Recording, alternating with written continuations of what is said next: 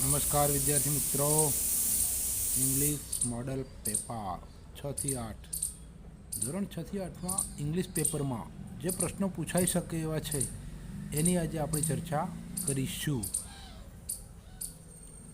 પ્રશ્ન નંબર 1, ખાલી જગ્યા પૂરો. આઈ ખાલી જગ્યા ઇન સ્ટાન્ડર્ડ 7. હવે આપણે ટુ બી વર્તમાનકાળના રૂપો શીખેલા છે એને લગતી આ 5 ખાલી જગ્યાઓ છે. ટુ બી વર્તમાનકાળના રૂપો આપણે ભણેલા છીએ અગાઉ. તો આઈ જોડે હંમેશા વર્તમાનકાળમાં એમ આવે છે. તો આપણે ઓપ્શન જોવાના. ઓપ્શન કયા છે? ઓપ્શન 2 છે, ઇઝ અને એમ. તો આઈ જોડે હંમેશા એમ આવે છે. તો ખાલી જગ્યામાં આપણે જવાબ શું લખીશું? એમ. બીજી ખાલી જગ્યા સી ખાલી જગ્યા અ ટીચર. તો સી જોડે ઇઝ આવે છે કે આર આવે છે?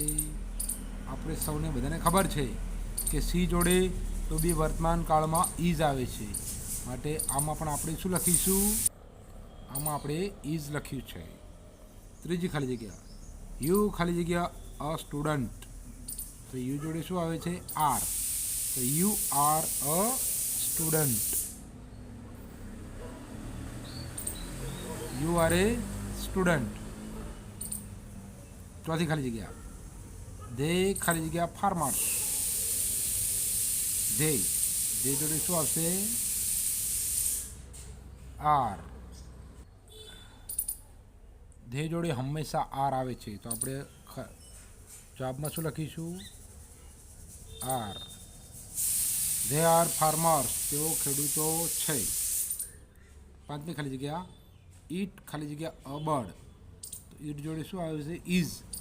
It is a bird. તો તમે આ વિડીયોને પોઝ કરીને સમજી લેજો. તો બી વર્તમાનકાળનો વિડીયો આપણે અગાઉ બનેલો છે એ પણ આપણે જોઈ લઈશું. તમારા માટે અગાઉ આપણે જે ખાલી જગ્યાઓ પૂરી એનો આ ટુ બી વર્તમાનકાળના રૂપો છે. તો આપણે ધ્યાનથી ભણીશું, જોઈ લઈશું. વિડીયો પોઝ કરીને પણ તમે જોઈ શકો છો. આ રૂપોને મોઢે કરી દો તો તમારે 5માંથી 5 ગુણ ચોક્કસ આવી જાય. હવે આપણે આગલા પ્રશ્ન તરફ જઈશું. પ્રશ્ન 2 એ પણ ખાલી જગ્યાનો પ્રશ્ન છે. ખાલી જગ્યા ડુના રૂપોથી પૂરવાની છે. એ કોઠાઓ તમને પછી બતાવું છું. પહેલાં આપણે ખાલી જગ્યા પૂરીશું. સપના ખાલી જગ્યા નોટ સિંગ અ સોંગ. તો આ નકાર વાક્ય છે. તો સપના ત્રીજો પુરુષ એકવચન કહેવાય. તો એના જોડે શું આવશે? Does. Sapna does not sing a song. Sapna ગીત ગાતી નથી. બરાબર. તો અહીંયા આપણે ખાલી જગ્યામાં ડઝ લખીશું. Sapna does not sing a song. બીજી ખાલી જગ્યા વોટ ખાલી જગ્યા યુ વોન્ટ. તો આપણે જાણીએ છીએ કે વોટ યુ જોડે શું આવશે? ડુ. આપણે લખીશું કે વોટ ડુ યુ વોન્ટ. તો ખાલી જગ્યા આપણે ડુ લખીશું. What do you want. ત્રીજી ખાલી જગ્યા જોઈએ આપણે રીના ખાલી જગ્યા નોટ કમ હિયર. રીના અહીંયા આવતી નથી. તો રીના ત્રીજો પુરુષ એકવચન કહેવાય. માટે તેના જોડે શું આવશે? ડઝ. તો ખાલી જગ્યા આપણે ડઝ લખીશું. ચોથી ખાલી જગ્યા તો camel eat the thorns. Camel એટલે ઊંટ, ઈટ એટલે ખાય છે, ધ થોન્સ એટલે કાંટા. શું ઊંટ કાંટા ખાય છે? તો ત્યાં આપણે લખીશું કેમલ ત્રીજો પુરુષ એકવચન કહેવાય. માટે આગળ આપણે ડઝ લખીશું.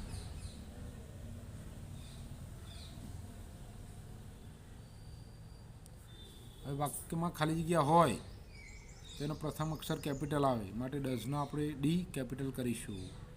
પાંચમી ખાલી જગ્યા the children play kho kho. Children એટલે બાળકો, બહુવચન છે. બહુવચન એટલે ધે જોડે શું આવે છે? ડુ. તો આપણે ખાલી જગ્યામાં ડુ લખીશું. Do the children play kho kho. શું બાળકો ખોખો રમે છે? ડુ ડઝનો કોઠો પણ હું તમને બતાવી દઉં છું. એ કોઠો તમે વિડીયો પોઝ કરીને જોઈ લેજો, સમજી લેજો, તો તમને આ ખાલી જગ્યા પણ આવડી જશે અને 5માંથી 5 ગુણ આવી જશે. અહીંયા ડુનો રૂપો આપેલા છે. એ કોઠાનો તમે અભ્યાસ કરજો.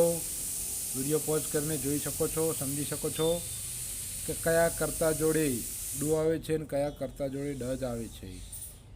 પ્રથમ પુરુષ એકવચન આઈ ડુ, સામેનું બહુવચન છે વી ડુ. બીજો પુરુષ એકવચન યુ ડુ, બીજો પુરુષ બહુવચન યુ ડુ. ત્રીજો પુરુષ એકવચન હી ડઝ, ત્રીજો પુરુષ એકવચન સી ડઝ, ત્રીજો પુરુષ એકવચન ઇટ ડઝ અને તેનું બહુવચન ધે ડુ. તો ત્રીજા પુરુષ એકવચન હી સી ઇટ એના જોડે જ ડઝ આવે છે.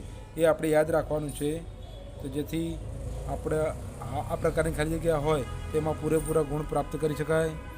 Thanks for watching. Thank you.